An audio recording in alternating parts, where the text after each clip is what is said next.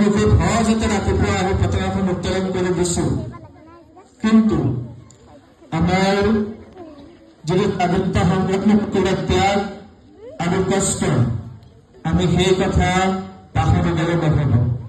আমি সেই স্বাধীনতা সংগ্ৰামীসকলক আজি শ্ৰদ্ধাৰে স্মৰণ কৰিছো, যিসকলৰ ত্যাগ কষ্ট আৰু বিনিময়ত ভাৰতবৰ্ষই এই পতাকা পাবলৈ সক্ষম হৈছিল।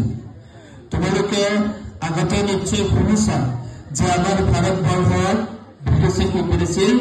ইষ্ট ইণ্ডিয়া কোম্পানীৰ জৰিয়তে শাসন কৰিছিল।